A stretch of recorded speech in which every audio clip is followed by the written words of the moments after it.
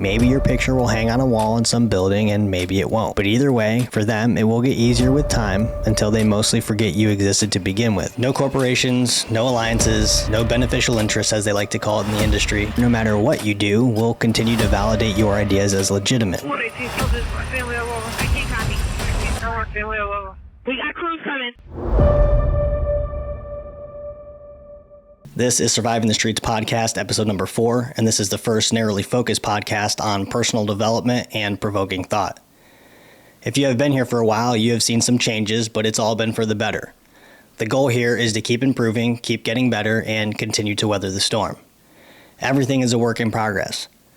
Whatever hand you're dealt, whatever situation you are presented with, you have to adapt, you have to evolve, and if nothing else, make the next best possible move. There have been a lot of distractions over the past year, and admittedly, a lot of mistakes. Everything is hard, and that's why most people quit. You can start that thing you always wanted to, you just haven't. You could have kept going when you did start, but you didn't, in which case you probably don't even know what following through looks like. The truth is, there is no one else, only me. No corporations, no alliances, no beneficial interests as they like to call it in the industry. An industry where information is monetized and real life is made out to be some fairy tale concept of high expectations and low commitment. You will see me talking about and promoting the things I believe in, and I will be very clear as to why. You shouldn't waste your time contributing your energy and loyalty to those who don't contribute and demonstrate loyalty to you. It will only slow you down. The most realistic expectation is to not have expectations at all. If you don't set expectations, then you can't be disappointed when the people you rely on come up short, and they will. And when other people exceed your expectations, you can be surprised instead. Where I was and where the brand was a year ago is not the same place, and I can promise you that where the brand will be a year from now won't be the current situation. Things have changed and will continue to change, but that's okay. If you want to be part of the brand and you want to do what you can to help, share the content, tell your buddies, and engage in any way that you can. This is actually about legacy, but not the legacy most are usually chasing after. You know, the opposite of being the silent professional. When my dad passed away, as I stood there in the funeral home and I looked at him, I had this thought. My thought was, this moment is all that matters. The only thing he has now here on earth is how I will remember him as long as I am here. My next thought was, someday my kids will be standing here and I will be laying there. How will they remember me? How will I continue to live, in a sense, on Earth after I pass away? And if that's all that really matters in the end, then nothing else could be more important than working towards the impact of that moment. That's the legacy I want. When I wrote that short segment about my dad, I had originally wrote that he had passed away a year ago. I then tried to confirm that with my wife, to which she replied, "Babe, that was 4 years ago." Part of that is my terrible memory, but I think it's a testament to the importance of the impact you have the opportunity to pass on. It is an opportunity that only exists as long as you are still here and you're actually putting in an effort to make that happen. If being here is something that you struggle with, keep listening. From the jump, I'll just be honest with you, if you don't like taking responsibility and holding yourself accountable, this podcast might not be for you. I will say that at any point in your life, you can start taking responsibility and holding yourself accountable. If that is a decision that you want to make, everyone will be better for it. If you're still listening, you probably know plenty of people who don't like taking responsibility and don't like being held accountable, especially in law enforcement. I can tell you that the information found on this podcast or within Kinetic Concepts training will be unlike anything you will find anywhere else, because I often see things differently than others. I am one perspective. As you know, there are many perspectives, many opinions, and plenty of people trying to be the loudest voice in the room. It's easy to be the loudest voice in the room where your authority and relevance on the issue is determined by volume rather than your ability to articulate your perspective through real-world application, research, or data that probably already exists. I am not the end-all be-all with tactics, police marksmanship, or anything else. I can be killed, I can lose, and I have made plenty of my own mistakes. As the listener, you get to choose how much you want to align yourself with what I believe in. In fact, I encourage you to not stop and only stay here. You will learn to be the best person you can be by listening to different points of view. That being said, if you're a follower, subscriber, or listener, I encourage you to engage in any way that you can on whatever platform this podcast is reaching you on. Ask a question, leave a comment, Doing anything at all other than just listening will commit you to being a part of something that is bigger than yourself. And maybe, if you are looking for a sense of meaning and purpose, this is it. This is ground zero. Every day is day one. This podcast will not grow because of me, it will grow because of you. This is only the beginning. Surviving the Street Podcast, Kinetic Concepts Training Group, it will accomplish what it is meant to accomplish through you, not me. If you go on my Instagram, you will see it says father, husband, teacher, cop. Those are the things that I am. At different times, those areas require more time and focus than other areas. Those areas not only require, but demand constant work. If there is anything I am the worst at, it would be being a husband and a father to my 4 kids. Why?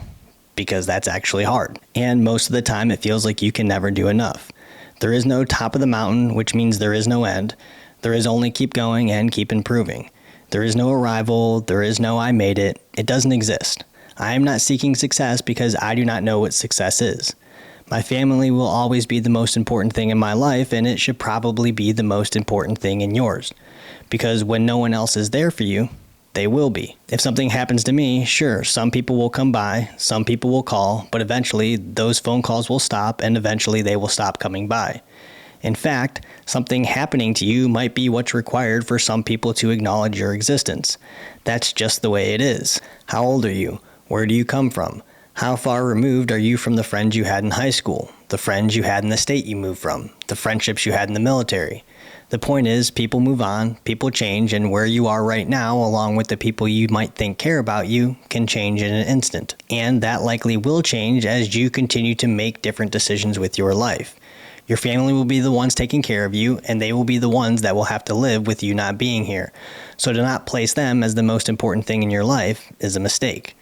More important than shooting, more important than tactics, more important than slaving yourself to overtime thinking you'll finally get ahead only to never understand where the money goes. 40 hours a week, family responsibilities, the time it takes to research in order to get things as right as possible, and constantly improving what I have to offer. I don't live in a bubble of privilege where I can spend an unlimited amount of time at the range with ammo that's paid for, a media crew, or someone editing my videos. This is a solo effort. There is no team, there is no group. I don't have connections with people or followers where we can combine our efforts to make sure we fill a class. Don't get me wrong, those people have earned that privilege. But it isn't me, and it probably isn't you either. I can't walk out of my house and shoot. There are no open areas to film and do as I please, at least not without driving far, paying money, shooting my own videos, editing, and doing all of the things it would require me to produce something of value that I am proud of. And all of that takes a considerable amount of time and effort.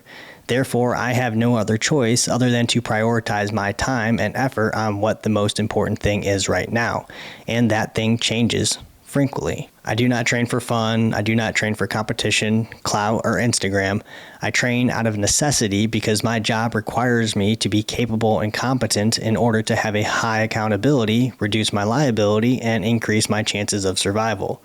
If you only train marksmanship, you are a poor decision maker, you're screwed. If you can't drive, you're screwed. If you aren't physically fit, you're screwed. If you can't talk to people, you're screwed. If you are not capable of fighting for your life, well, you get the idea. And this is not the life for the vast majority of people where there is rarely consequences for any of the above. This means not only can cops not spend their life pulling the trigger, but it doesn't even make sense to. Shooting is a small fraction of the important things that are required to ensure you go home. Although small, it is important and can be the difference between life or death. I hope one day I can also shift this brand into a bubble of privilege. Not so I can point out how insignificant the average person is who's working 60 hours a week trying to do all the things his life requires him to. Father, husband, provider, protector, facilitator. At the end of the day, you are responsible if there is failure in any of those areas. Not so I can now grandstand on how much better I am now that my bubble of privilege serves my skills, because if you are into tactics and training, you know that time put in is the difference between levels of skill. What the bubble would allow me is the ability to devote more time to what I believe in to provide the best product possible.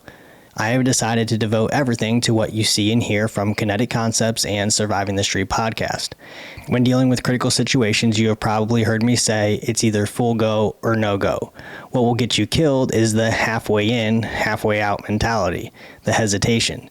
And being apprehensive, laid back, easygoing is actually one of the most common behavioral descriptors of officers who are killed.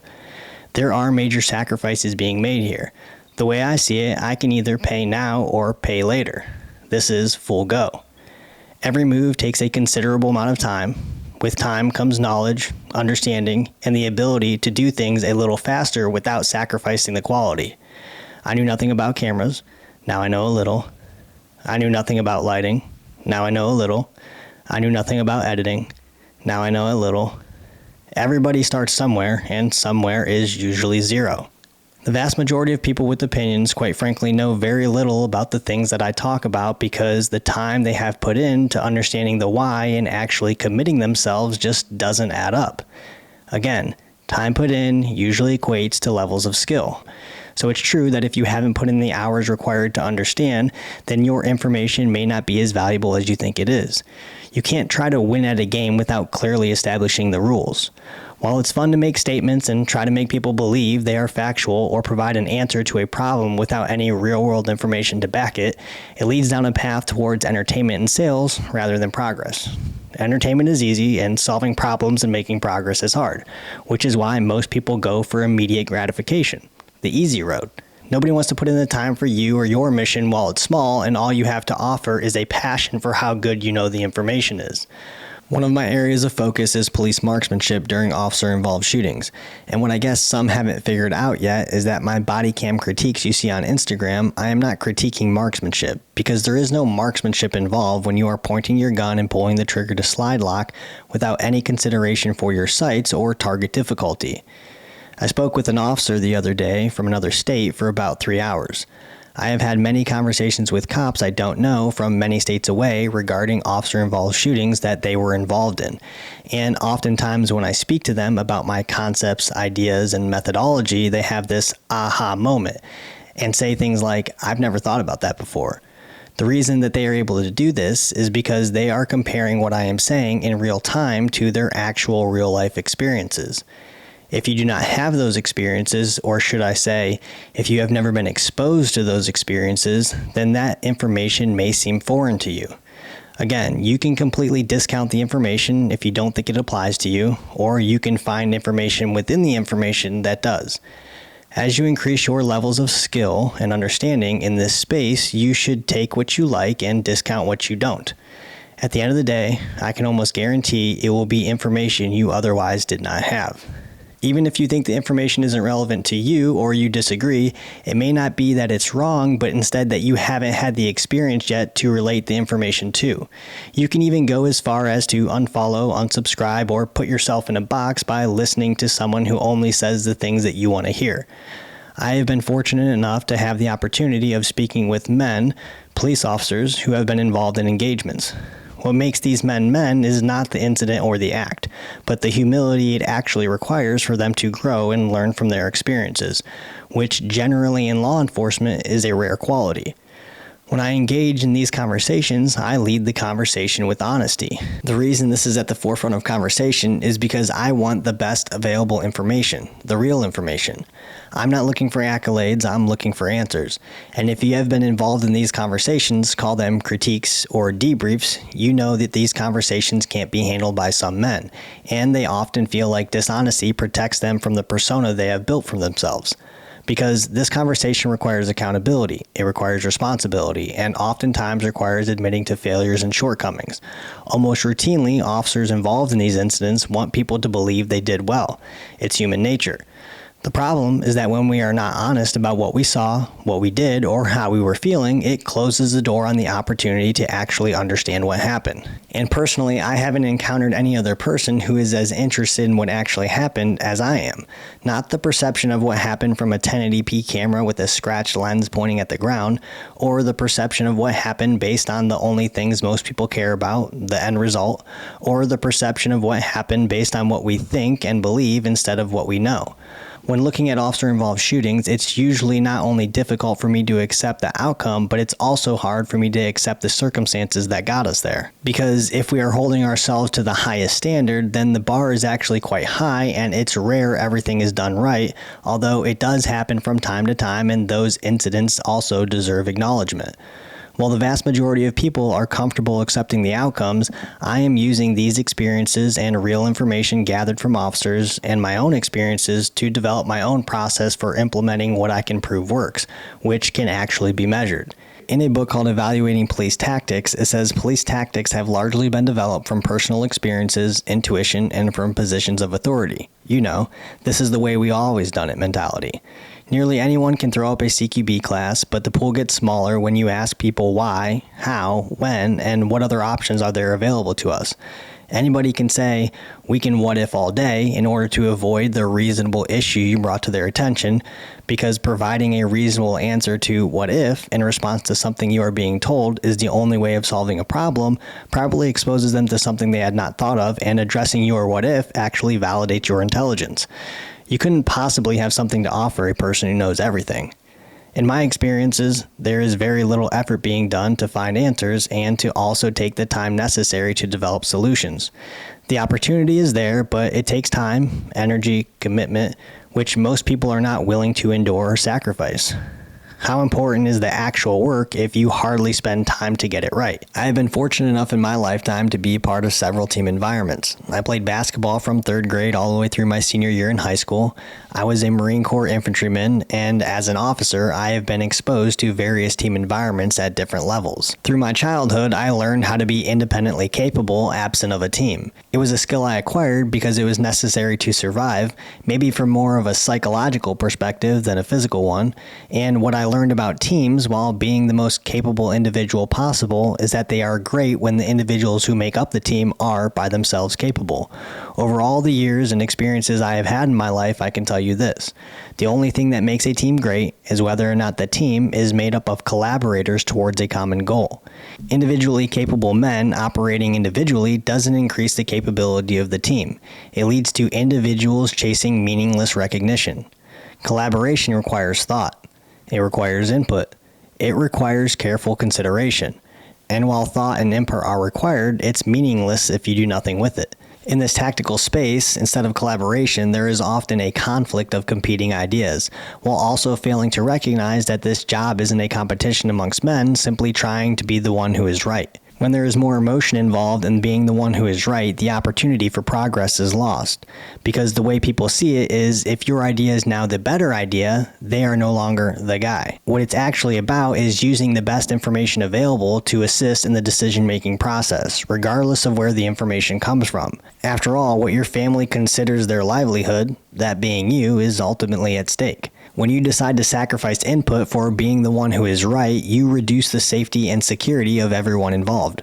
But don't worry, the odds are in your favor. It hasn't happened yet, and you haven't been exposed. Therefore, no matter what you do, we'll continue to validate your ideas as legitimate. There's even a good chance in your lifetime you will never be exposed.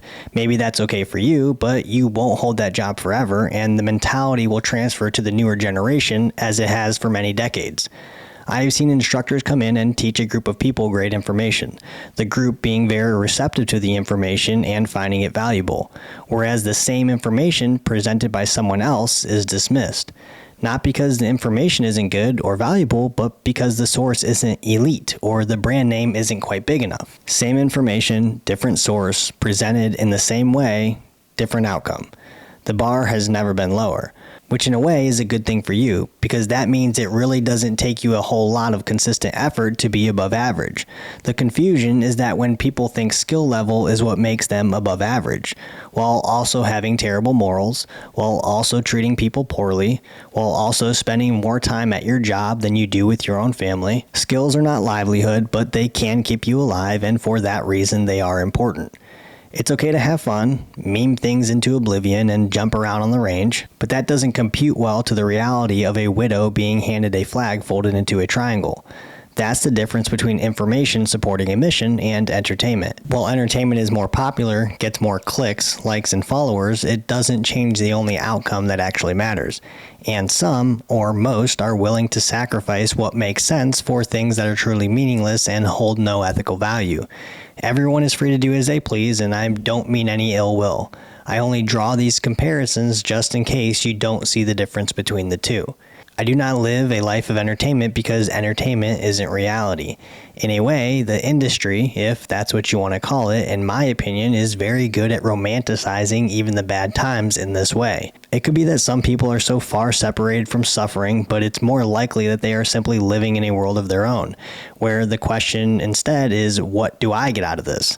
I remember calling out how terrible it was to place motivational, skull-crusher, knuckle-dragging music over the body cam from the active shooter incident at the Covenant School in Nashville, where officers were stepping over dead children to locate the shooter.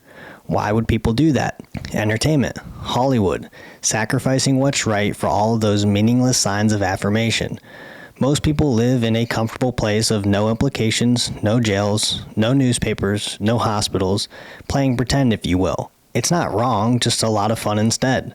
No real implications for the way they drive their car, no real implications for saying the wrong thing, no real implications for missing, and to be honest, to believe your opinion even matters when commenting on a world you haven't lived, haven't experienced, you're not familiar with the thought process associated with the different options you need to transition to, the policies you need to follow, never had to grab someone instead of using your handgun. To put it gently, you're just uninformed. It's okay, there's nothing wrong with it, just your opinion isn't of as much value as you think it is. Sink or swim, win or lose, I won't be sacrificing what's right or what makes sense for anything. If the Kinetic Concepts YouTube channel is successful, if Surviving the Street podcast is successful, everyone wins. I already have everything anyone could need in life. This is about mission over man. Again, as these platforms continue to help me grow the brand, watch the quality and the capability improve. I am creating a space and a resource that I personally do not know exist. And this is for all people, but it is primarily for cops, because cops understand and cops are living the culture. But it's more than just being above average and separating yourself from the status quo. It's about making men men, not just good at tactical skills, because as I already stated, what's that really worth? Look, one day we're all going to die. Maybe your picture will hang on a wall in some building and maybe it won't.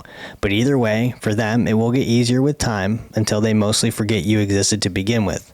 All the long hours, all the hard work reduced to a shoebox full of items which will also disappear with time. You might be wasting your own time, thinking that you are advancing your life by giving your time to people that don't see your value. If your value isn't important, then you probably need to find a place where it is. And maybe you need to create that place. Just showing up won't be enough, because almost everybody is actually simply showing up. Expecting a desirable outcome when you've been told all you have to do is show up has to be one of the most detrimental ideas. They show up, but the quality of person they have to offer isn't there. It's not the best they can do. It's not always doing the right thing. It's not understanding the implications for actions or inactions, or caring about the implications at all. Simply showing up isn't going to get you there. Showing up will guarantee you remain mediocre at best.